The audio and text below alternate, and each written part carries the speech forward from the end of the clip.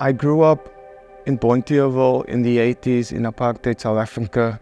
I grew up in, I guess what one could call the ghettos, or it was an area of the Cape Flats, which was created during the 1960s with the Group Areas Act, which meant that certain races were allowed to live in certain parts. And my family, or my father, was 6 years old, and they were removed from where they were living because it was declared a white area. The thing about growing up in that environment, in that era, was it was made very clear to us also that this is the path that you need to follow because you are a colored man or of mixed race. So the best you could do if you were intelligent were to be a manager in a shop or factory. There's this masculinity thing. It was rough, so you needed a manner of violence and the ability to protect yourself and fight.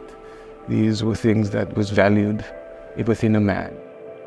When I was a little boy, I was often confused for a girl, actually, and it used to haunt me. It used to be the worst thing someone could say to me, which actually happened quite often, would ask me, "Boy, hey boy, are you a boy or are you a girl?" You know.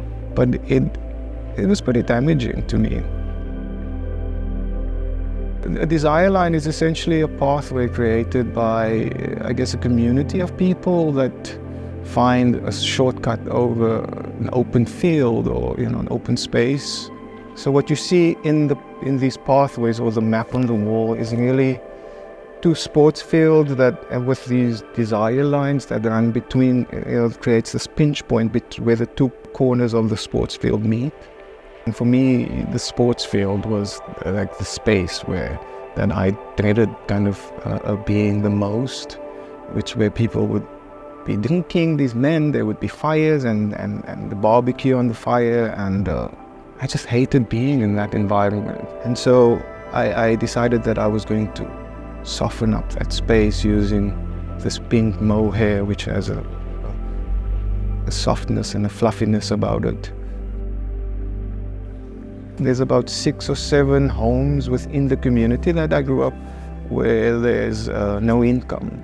And we send the beads to them, and they put the beads on strings for us, and then they bring it back to us. The details and these materials, costume jewelry, the charms and the beads and those things, the threads, all relates, I think, to the sense of familiarity. Is something that I am familiar with, something that I grew up with, that has always been present within our home.